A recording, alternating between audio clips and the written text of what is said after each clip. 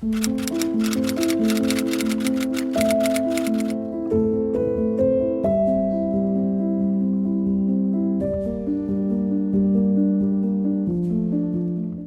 I'm Cass. Welcome back to the channel, and today welcome to a new reading vlog. Now, my TBR, I will admit, is not very big, but on the same token, it is massive, and that is because I am finally going to be picking up Words of Radiance by Brandon Sanderson. This is book 2 in the Stormlight Archives, and y'all already know that I'm a huge Brandon Sanderson fan, and it just seems like an absolute crime that I have yet to pick up his magnum opus. Well, I did finish The Way of Kings, obviously, I think back in April, and ever since April, I've been saying that I want to pick up book 2. I'll get around to picking up book 2. It's gonna happen soon, I swear. It didn't happen until recently. I just had this really weird urge to pick this up. And as you can see, I already did start it. I'm not very far in at all things considered. Any other book, I would say I'm a decent chunk of the way in. This book, it feels like I've done no progress at all, but I'm already on page 72, chapter 4, and it is just so delightful to be back in the world of the Stormlight Archive. Now, in this book, we're following 3 of our main characters, it seems like. We're following Dalinar, Kaladin, and Shallan. I know that book 1 really heavily focused on Kaladin and his story, and we got a lot of backstory from him, and from what I remember and recall from what other people have said about this book focuses heavily on Shallan, who is our female main protagonist who set off to find this scholar named Jasna in book 1 and become kind of her apprentice. As for Kaladin, he was part of Bridge 4, who was a group of slaves essentially who were forced to carry bridges across chasms, and that is an extremely dangerous job that has a very, very high casualty rate. So we got to follow Kaladin and kind of him banding together with Bridge 4 and creating a group of kind of soldiers, even though they still were slaves. And then we have Dalinar. His was the one POV in book 1 that I wasn't like the biggest fan of, but now that I've got names and characters and everything like situated in my noggin, I'm hoping that things will stick like a little bit better. I'm not going to do any spoilers for obviously book 1 or book 2. Those were just kind of summaries as to kind of where book 1 began. I am just really, really excited to see more of these characters. Already it has been so exciting just to be back in Shallan and Kaladin's head. Chapter 4 is a Dalinar chapter, so I've actually yet to read that one. I want to say 2 Shallan chapters and 2 Kaladin. No, yeah, 2 Shallan chapters and 1 Kaladin chapter thus far, and I am just so excited to get into this. Now, you may recall that when I read Way of Kings, I had the UK covers, so the UK covers were split into part 1s and part 2s. They recently came out with a binding of both of them together, which I hate because now I own part 1s and part 2s, and it's just like an excessive amount of books. But I found that it was just not very satisfying when I finished either of the parts, because it felt like I was reading just like a normal sized novel, and it was like, oh, like book 1 and book 2. So I decided to cave and buy the US floppy paperback. And I used to say that I hated floppy paperbacks like this, but they've really, really grown on me, as has the covers of the Stormlight Archives, like the American edition, because originally I really did not like them. But like I said, they've really, really grown on me, and I really am excited for book 5 too, because that cover is absolutely stunning. But before I get all excited about book 5, we've got to make it, of course, through book 2. Now, I haven't actually been reading that much lately because I am a cartographer, so I draw fantasy maps, and I've been working with a lot of authors, and I am booked full for the rest of the year basically. So I've just been playing like a little bit of catch up because I felt a little behind, so I haven't had that much time to read, but I'm slowly getting to the point where I figured out kind of my rhythm with all of that, and it's kind of impossible to draw for like 12 hours a day every single day. I think my wrist would just like give out on me. So I've been trying to balance it with other bits and bobs of things, as well as just get back into reading, because for a while I literally didn't pick up any books at all. I would work deep into the night, and it just wasn't a healthy balance. So I've been trying to go to bed at a reasonable time and kind of wind down before bed. So I've been slowly picking at some books, and a couple days ago is when I started Words of Radiance, and it's been really nice to, you know, read a couple chapters before I go to bed and then have something to look forward to properly wind down my day every single night, because there was just no separation between work and life since I work from home. So it's really nice that I get to, you know, look forward to reading at the end of the day. But today is a day where I get to do so much reading, and I'm so excited about it because Whispers and Words, which is a book club that Katie and I have been running for about 2.5 years, we are doing our final reading sprints. We say final, who knows, come next year that like maybe in the summer we suddenly want to do reading sprints or something together. But we haven't done reading sprints all year. I think the last time we did reading sprints was December 2023, so it's been a hot minute since we've done them together. We both ran Patreon. I actually recently shut down mine, but we are both running our Patreon, so we do reading sprints over there versus actually like on YouTube. So I'm just so excited to be back on YouTube doing reading sprints with her, even though this is like our last one. But it also means that this is the longest I've been able to like sit down and actually read this book, and I'm so excited to get further into it. So I'm going to do a bit of reading. We'll see how much reading I'm able to do and how long that we actually stream for. I'm very excited. So I'm gonna sit down, do some reading, and I'll come back to you with an update once I've made a little bit more progress into Words of Radiance.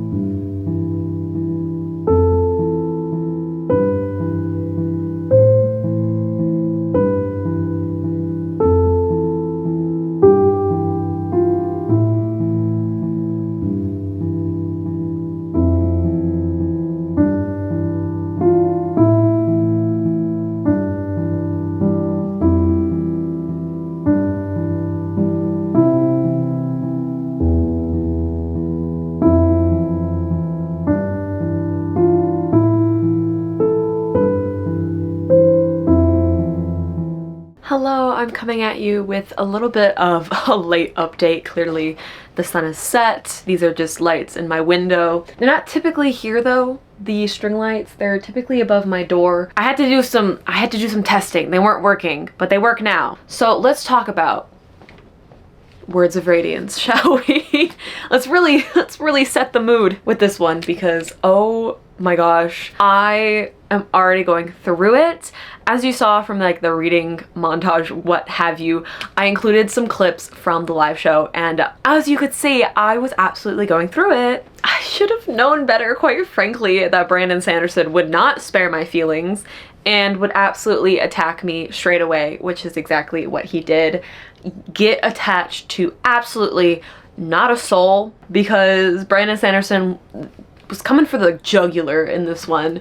So I briefly wanted to discuss my thoughts on the interludes because I actually just finished the first interlude. So I am now at, I guess the second, no, because like the first interlude is technically just like the intro to the book, but I finally made it to part 2, which is Wind's Approach. Very exciting. I'm on page 211, so I'm finally making some progress. It doesn't look like much progress, but I mean, we are making the progress that I would want to be making. So I've done so much reading today because of the sprints, which were so lovely. They were the last reading sprints that Katie and I were gonna do under Whispers and Words. Ugh, it was so delightful. But oh my gosh, I feel like all I did today was yap and yap and yap, because after the 4 hours of reading sprints, I then had a almost 3-hour phone call catching up with an old friend. So I just literally just yap central over here.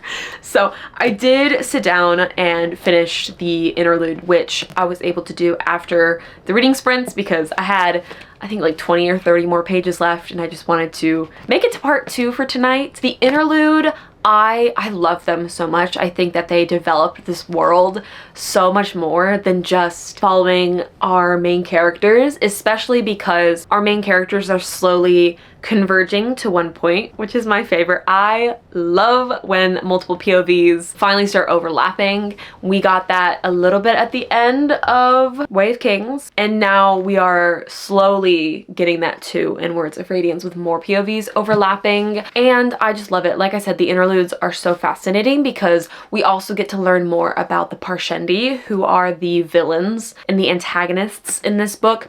But did I just, what the heck? Sorry, I just somehow managed to pull off the tassel of the bookmark. I don't remember exactly my train of thought. Oh, the Parshendi. So the Parshendi, like I was saying, they are the antagonists, and we are slowly getting to learn more about them and their reasonings for the things that they're doing and why they believe that they're justified in the things that they're doing. And it's so fascinating because we get to actually have a POV from one of the Parshendi as well. In fact, we got 2 chapters from the Parshendi's POV, and just slowly the divulging of information that Brandon Sanderson is handing us readers is just so wonderful. And another thing that I'm really loving about the fact that we have multiple POVs from characters from kind of all walks of life, and they all, I know, are gonna converge so nicely, is that one character, particularly Shalond, because she is the researcher and the scholar, so she's making certain discoveries that we, the reader, know, and yet Kaladin over on the other side of the world has no idea, and yet he is facing certain things that Shalon has discovered, and therefore we as the reader have 2 pieces of the puzzle that we get to try to figure out as well, while our characters don't quite understand what's going on because they don't have both the pieces. They each individually have, you know, one of their own pieces, but we get to have both, and it's just so cool to kind of see foreshadowing or understand certain things that the characters don't yet. It's just so cool. We're slowly getting to see more of Kaladin and him becoming the leader that he used to be, while also really struggling with trusting people. He has been betrayed so many times in his life. I don't know if he's like, 3rd time's the charm, or if he's just trying to trust his instinct and his gut and hope that he doesn't get betrayed yet again. However, there is a new player that just recently came into the picture that has me absolutely just shocked and befuddled and excited and nervous, but excited for the plot progression, because as we add all these key players, it just makes it so much more interesting. I typically, when I'm reading Brandon Sanderson books, okay, I don't want to say typically, and not necessarily Brandon Sanderson, let me retract that statement and instead phrase it as typically when books have like a little blip above the chapter headers. I know Cassandra Clare does this with certain quotes, Brandon Sanderson obviously does it. I literally cannot think of any other author off the top of my head that does it, but anyone that has like little blips above their chapter headers, sometimes I'd be skipping those. Sometimes I do not read them, especially in Cassandra Clare books. I do not even glance at them, but they are so important here, and they kind of give, not in every chapter, but some chapters they give mini spoilers of what's to come, which one of them was a major one where I read it and I was like, that sounds quite foreboding. And then shit hits the fan. And I was like, that was quite foreboding. I was correct and I was not prepared. So I'm obviously loving this book so much so far. Who's shocked? Not me. And I'm literally just so excited to see where this takes us. Like I said, one of my favorite things about books with multiple POVs is when they start to overlap. So we're getting 2 POVs right now that are overlapping and one is on the way. But like I said, something major happened to one of our characters, and I just can't wait to see kind of the discovery of self, if that makes sense. Like, I don't know how to phrase this without like spoiling, because I really want to avoid spoilers, obviously. So I don't want to give any inclination as to who's going through what, but honestly, all the characters are going through it. But I think that's the beauty of Brandon Sanderson characters, is just so much depth and so much struggle, and yet will they survive and be a better person on the other side? That's what I'm going to continue to read and find out. So that is the end of this particular update about Words of Radiance. I do plan to slowly pick through this book night by night like I've been doing, but this is like the most amount of reading I think I was gonna have time for in the foreseeable future, so the next time I come at you with an update will be after probably a few days when I'm able to make a little bit more of a chunk of progress. Because like I said, I've been working a lot on my maps. You know, I can't always dedicate a full day to just reading and yapping like I did today, but it was a well-needed break and I am just so excited that I'm finally started this. Every time I put off books that I know I'm gonna love, I always question myself, like, why did I put off this book if I knew I was going to love it? Like, I knew I was gonna love Words of Radiance. It just took me so long to finally pick it up, but I'm so happy that I did, and so happy that I'll be able to finish it before the end of the year. That'll be such an accomplishment. I don't think I'm gonna be able to finish Oathbringer and Rhythm of War before Wind and Truth come out, but try to be optimistic, right? Like, we can try. Actually, it's definitely not gonna happen because it comes out literally in a few weeks, which is absolutely insane. Who let the end of the year fly by so quickly? Honestly, it's a crime. Anyway, I'm gonna let you go and I will update you when I have an update.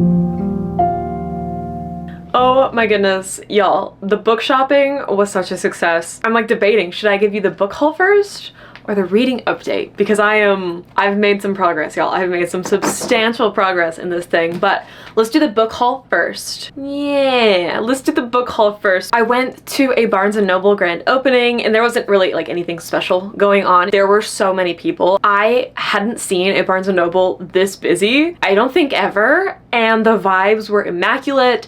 The booksellers were out and about. They were on the prowl to try to convince some people to buy certain books and pick up certain books. Everyone was just so sweet, and I did enough damage to elicit the big bag. That's a lot of books. Barnes & Noble is absolutely correct. However, there's also a puzzle in here, and we're gonna start by talking about the puzzle because I bought an 1,000-piece puzzle of the Hyrule map from Legend of Zelda. Y'all, I'm not a puzzle girly, but I think it's a sickness at this point. I really think it's a sickness. Or anything with a map or a compass, I'm like, I need that. So I bought it, but I'm also really excited, and perhaps I shall become a puzzle girly. Doubtful. I'm so excited about this. I suddenly understand Katie's enthusiasm about new puzzles and why it's so exciting, because I'm like, I can't wait to put this together and slowly pick through it. It's gonna look so cool. So that was my first purchase. I actually bought the new Ranger's Apprentice book, Ambush at Serato. You would have seen the vlog earlier in the month.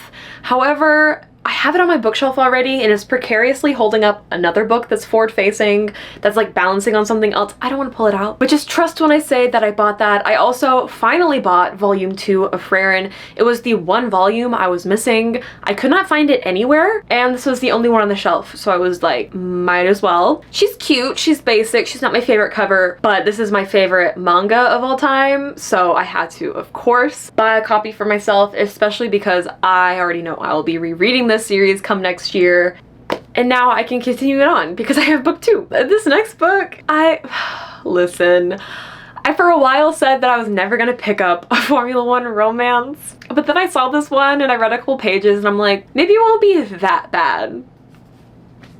So I bought a Formula 1 romance.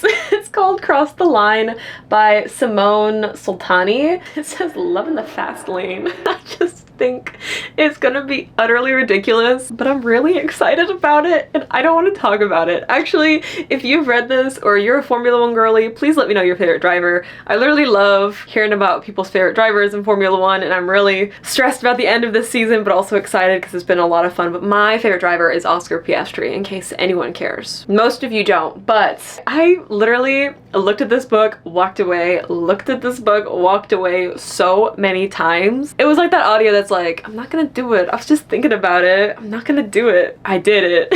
It'll be fun. And I love sports romances, which also reminds me that I need sports romance recs. I know Ali Hazelwood is coming out with a new one called Deep End. It's like a swimmer romance, and that one I'm excited about. So if you have any like good, not too cheesy, but still cute like sports romance recs, let me know. None of that hockey BS though. I don't want any of those hockey romances. There are so many. There are so many. I didn't realize how many there were until I was at Barnes. I was like, wow, it's an invasion of hockey romance. I read Icebreaker and I don't trust anyone anymore. The last book I purely bought for the cover. The concept sounds really good, don't get me wrong, but the cover is absolutely gorgeous, and it's Ashes of the Sun by Django Wexler, I want to say. And just a bit of commotion for the cover, will you? I know it has rival siblings, which I don't think off the top of my head that I've read anything recently with like rivals that are siblings. Usually it's like enemies to lovers type of thing. Hopefully that's not the case in this book. But it says, not even the ties of blood will keep them from splitting the world in two. Surrounded by the relics of a dead empire, two siblings, one who wields magic for the empire and the other who has vowed to bring it all down, will battle for the fate of the world in the first book of this epic new fantasy trilogy. I'm excited, and the trilogy is already published, so I don't have to wait for any books to be released. I cannot get over this cover. It is absolutely spectacular. I had heard quite literally nothing about this, but then I saw the cover. Well, I saw the spine and then I saw the cover and I was like, oh, you're coming home with me. So that is my little book haul from my Barnes & Noble trip. I love that there's Barnes & Noble like right down the road from me. Not really, it's still a little bit of a drive, but it's significantly closer than any other Barnes & Noble or bookshops from where I live. So it's exciting for me. Big news. And they have seating areas, not many chairs, but there are some seating areas. I wish they had a cafe though. If they had a cafe, I'd be going there so often. Anyways, that is a moot point. We're moving on to talking about Words of Radiance because I'm at the point where I think I like this book more than Way of Kings. Don't get me wrong, Way of Kings was phenomenal, but I'm just connecting to these characters on a deeper level than I did in Way of Kings, and I'm living for it. Especially Shallan. I was not expecting to grow to like her so much as a character because I feel like we got so little in Way of Kings with her character development, and she was a very reserved and a little bit shy person. I did love her for her quippy remarks and such, but overall I felt like she was like a little bland in the first book. Don't hate me for saying that. But in this book, things are happening. She's kind of going through it. There's some good character development going on. It's getting a little juicy. She also has me cracking up like every other page, I swear. And then I'm on page, let me actually tell you where I'm at. I'm on chapter 44, page 499. So I'm one page short of 500. Like I said, substantial progress is going on in this book, and I'm living for it. Big things just happened with Shallan, a new development. Just so much has happened. I wish I could talk in detail about this because I'm so excited. I cannot put down this book. I actually just finished some reading sprints with Katie's patrons. She was very nice to invite me, and I got to bully her with all her patrons, and it was wonderful. And I got so much reading done, and I just wanted to sit and read even more after doing like 2 hours worth of sprinting. Y'all, this book is so addicting. I cannot put it down. And then the other night I was reading it, and I kept telling myself like, oh, one more chapter, one more chapter, one more chapter. And then I stayed up until like 3 in the morning because it was so good. I am in the midst of part 3 right now. There's just so much going on. Oh, I need to calm down. I'm just getting a little too hype about this book. But I love when books use their titles in the book. So Words of Radiance is a book within the book, and then Way of Kings is a book within the book. And when it was brought up, I literally gasped. I was like, oh gosh, what are you doing here? That's so exciting. I just wanted to mention that as just a random fun fact about me. I eat it up every time, regardless of how many times I read a book that does it. I'm like, oh, Words of Radiance, you say. In Words of Radiance? Crazy. And then the other thing I wanted to mention is the fighting and shard blades. I don't think it registered, or I totally forgot, that shard blades can like dissolve and reform, and that concept is just spectacular. And we're getting characters like dueling, and it's just so fascinating to see, and it's just so unique. I love the traditional like sword fighting interwoven with the magic system, especially because there's the big bad assassin in white you get to meet in the very first chapter of the very first book in this series, and he's like a big bad. he's a ruthless, and I just love the scenes in which we get to see him doing his thing. I know that sounds really bad because he's like killing a bunch of people, but the way he fights, pinnacle of fight scenes, truly. But also, speaking of other like big bads, I really hate some of the characters in this book, and you're supposed to hate them. I understand that concept, I do, okay? It's not lost on me that I'm supposed to hate these characters, but oh my goodness, I just want to just, you know, or give them like a good sock right in the noggin, you know? They just need it sometimes, all the time. Oh, especially the people that just mince their words to be so like politically, you know, snake-like. I don't know how else to phrase it. I want to hit them over the head with this book. I think that would be really good for them. They drive me crazy.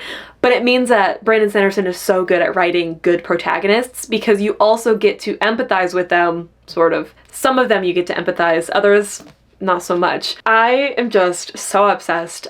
As you can see, y'all, I cannot stop reading this book. It's so bad. All I want to do for the foreseeable future is finish this book and continue on the series and just get ready for Winds and Truth. And I'm literally not even halfway through the second book, but I keep saying that because I'm so excited. I think that's enough. I don't think I'm going to be able to get any more coherent thoughts out without just like making noises of excitement. So instead, I'm going to shut up and go do some baking. I'm baking some snickerdoodles. Typically when I bake cookies, it's chocolate chip. They're a basic, they're a staple, but I recently bought cream of tartar for I could make some snickerdoodles, and I'm really, really excited. A little nervous because I don't want to mess them all up, but I'm hoping that they will be quite scrummy.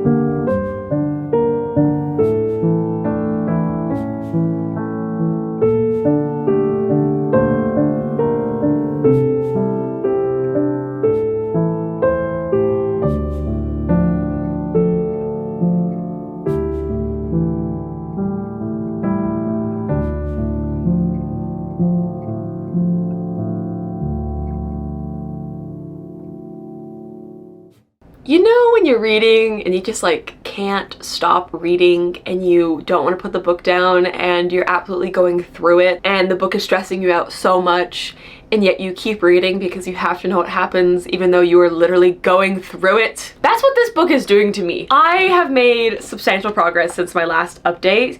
In fact, I am on page 893. I'm in the interludes right before part 5, which I want to say is the last part. Hang on. Oh, there's so many pages to flip through. Hang on. We're gonna find it. Yeah, part 5 is the last part, y'all. Part 3 and 4 were absolutely batshit insane. I was reading this book on a FaceTime call with Katie, and she's read Words of Radiance. So I was able to just say everything that was going on, and she was just like, yep, There is a particular duel that happens in this book, and y'all, I cannot even express to you like how invested I am in this book and how much I just care about these characters and how much I'm stressed for what's to come. It's absolutely ridiculous, but I'm loving it so much. I honestly think this might jump up and become my favorite book of the year, which is completely shocking because I think in the beginning I didn't quite feel that way. I definitely was enjoying it more than Way of Kings because more things were happening and I felt a deeper connection to the characters. I didn't think that this would suddenly become my favorite book. It has been so long since I have been this invested. So many things are happening. I don't even know where to begin to talk about the things that have been going on. Obviously, I can't go into depth about anything because of spoilers. And now they're mowing my lawn. Can we go away? Can we please go away? If you can hear the lawnmower, I am so sorry. I will try to talk as fast as I can or as loud as I can for you cannot hear it. I don't know. Anyway, like I said, the duel was fantastic and I am just gaining so much more respect for Adolin because him as a character, I'm not a big fan of. Kaladin's not a big fan of him either, and I kind of had the same thoughts and feelings that Kaladin has, which is that he's kind of spoiled and very like uppity as a light-eyed. So seeing him interact with people outside of his inner circle has been just so refreshing to see, and certain things and certain decisions he's made, especially after, I'm trying to be so vague. In particular, a decision that he made right after a duel. It just made me respect him as a character so much more. It actually trusts him a little bit more because I was getting some weird vibes for a while from Adolin, and nothing in particular gave me those vibes other than I just wasn't a big fan of his character. But getting to see him step up into a certain role, so refreshing. And I really hope that we get to see him continue to grow into this character that is so respected. There has just been a switch that has been flicked for me regarding Adolin, and I'm pretty sure it happened midway through that duel. That scene was absolutely insane. I swear, I thought that was gonna be the craziest scene. And then part 4 happened, and so much more happened. So much more happened. So just talking character to character, because let's see, I covered Adolin. Shallan's my girly. I love Shallan, and I don't think I understand the despise and the dislike for Shallan, because in the first book, sure, wasn't the biggest fan of Shallan, and it took me a little bit in this book to finally get her to grow on me, but her character arc is veering in a direction I was not expecting, and I'm absolutely here for it. And I love seeing the mistakes she's making and how she learns from them and how she's adapting to what she has to do to survive. Her abilities she's able to use and her, let's say, companion that she has is just, it's so interesting, and again, something that I was not expecting in the slightest, but I'm absolutely here for it. And I love the way she's able to, again, adapt and use things to her advantage and learn and grow and become such a badass. Also, her backstory is absolutely tragic. Getting to see more of her backstory had me flummoxed because you know what happens at the end of her, well, at the end, like where the timeline finally catches up. You know what happens. You understand why she left her kingdom to go find Jasna, I believe at the end of the first book. However, in this one, you get like the details, and it's absolutely and utterly tragic. And yet, even faced with all of that tragedy and all of that hardship and just the fact that her life was so unbelievably unfair, she is still such a positive person and truly is trying to just make the world a better place almost. And being a scholar, she's just obsessed with gathering information, and to see her in an environment where she's noticing so many new plants and creatures and just wanting to stop and draw and sketch it all, even though she has been through hell and back and everything that she's been through and has been forced to do and will still continue to be forced to do, she has that little bit of light.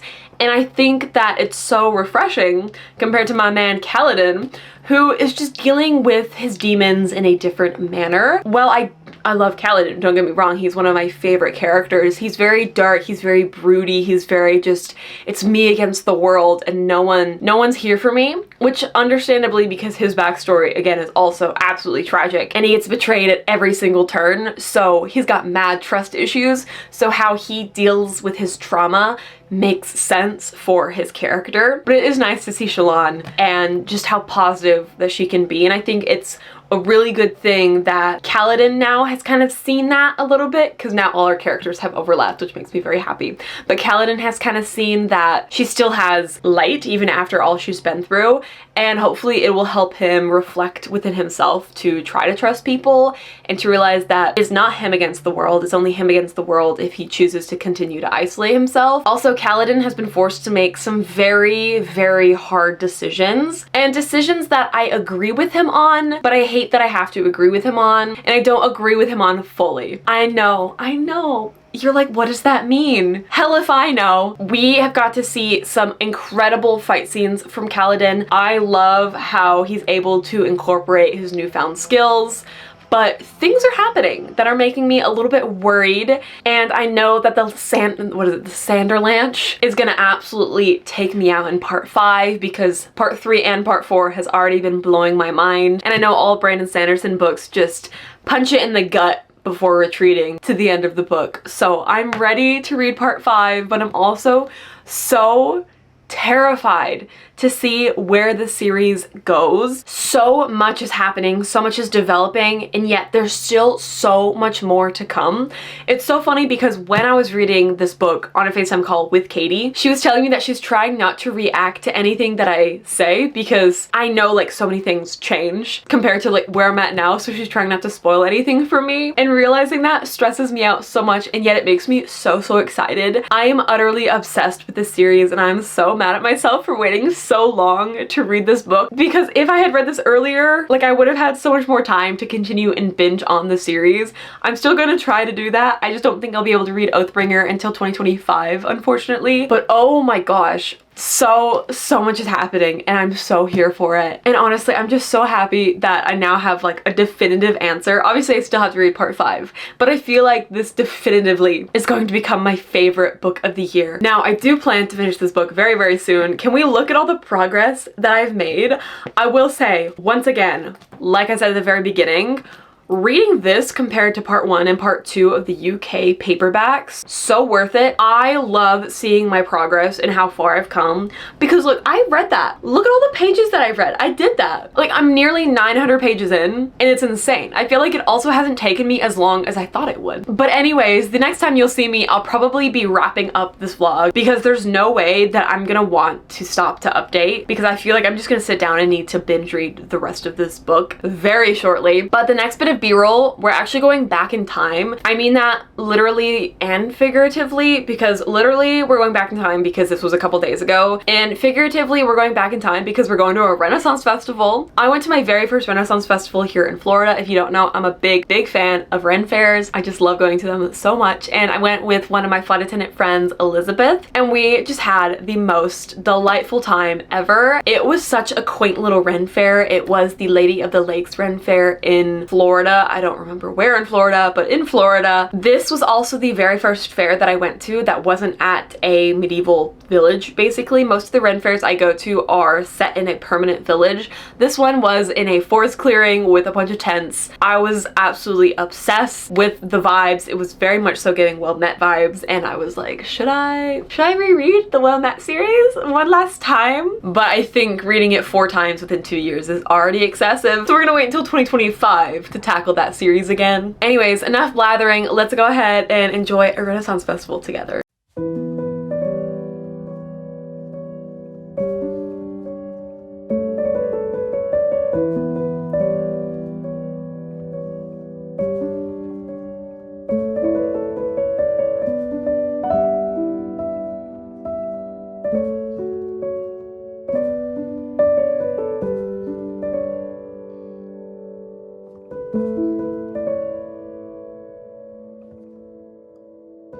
Thank you.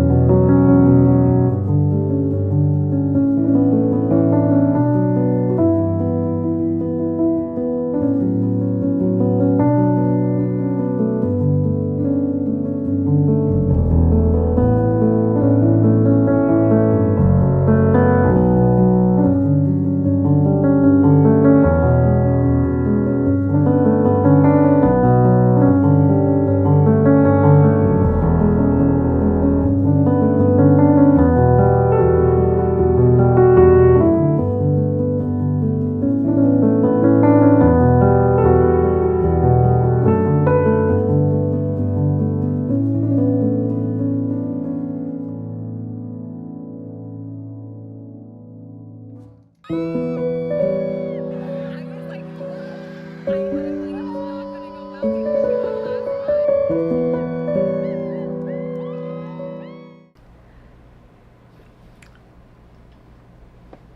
know, I'm quite literally speechless because reading this book was such a journey, such an experience that I just question why I ever put off reading this book for so long. This book was batshit insane and I loved every bloody minute of it, and I'm shocked that I put it off for so long. I know I just said that, but I'm in that headspace right now where I don't know what's going on. I don't know who I am. I don't know where I am. I just know that I want to be on Roshar. I mean, I don't, because things are absolutely going horribly, but I felt like I was on Roshar this entire book. I felt like I was there. I felt like I was with the characters. My mind is blown away, truly. As much as I love fantasy, I feel like it's so rare that I pick up high fantasy. So to pick one up that's so beautifully crafted and so well executed, and that left me sitting in the dark, staring at the ceiling after I finished it, it's just, wow, what a life, right? What a life. I finished this last night on a FaceTime call with Katie, and I was going through it. I have not been this bloody stressed reading a book in such a long time. I was sitting there, I would have been pacing if this book wasn't like such a brick. I would have literally been standing up and pacing. I was just so anxious about everything going on, stressed about what was to come. I wasn't sure what direction the series was going to go in. In case you're wondering, this is my favorite book of 2024. Let me just go ahead and give you that spoiler right now. Favorite book, hands down, jump to the top.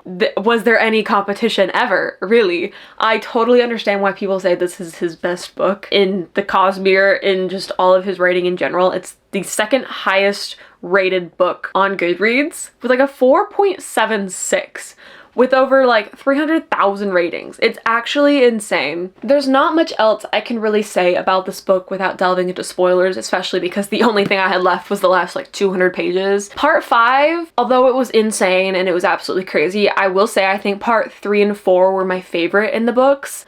Just phenomenal. But in part 5, there's this character named Paloma. She is such a minor character, you hardly see her at all. But in this world, there are high storms and these massive storms where they're just destroying areas. It's absolutely insane. And there's at one point where there's a high storm coming and shit is about to hit the fan. And one of our characters walk in and Paloma's just sitting there reading a novel. And for that, she is an icon, she's a legend, and she is the moment. And absolutely worth mentioning because I was giggling so hard just picturing this entire army being super vulnerable. Things are about to happen and Paloma's over there like, anyways, y'all will figure this out. It's fine. We're all good. Everything's cool. And I love that because that is so me-coded. Especially if I was reading this book. I'm quite content with what happened with Kaladin. Things were looking kind of bleak for a while there and I was stressing and confused and worried. But for the most part, things worked out. Plus, so much information was revealed to Dalinar and I just love his mind being blown. I loved Adelin's mind being blown. Shallan is an icon. She is the moment. Okay, Paloma, queen, but Shallan, oh my gosh. I don't understand how anyone can hate Shallan as a character because when you think of everything she did on her own, all the research she had to do, the discoveries she's made, the journey she had to travel, oh my gosh, what an absolute legend. And she did so much of this without any support, and seeing her develop as a character from someone who was very timid, was so nervous to stand up to anyone, it's just night and day compared to how she is at the end, and it's so cool to see her becoming her truest self. The Cosmere connections in this were also incredible. I am, as I like to say, a dumb bitch, so some of them needed to be explained to me. One of them in particular I was talking to Katie about, and she asked me if I noticed any Cosmere connections, and I'm like, not that I can think of. And then she told me one. I said, oh yeah, I just thought that was really similar. I didn't think it was the same thing. I'm obviously not gonna tell you what I'm referring to, but y'all, I'm so stupid. I genuinely was like, oh, that's like really similar to something else in one of the other Cosmere books. How interesting.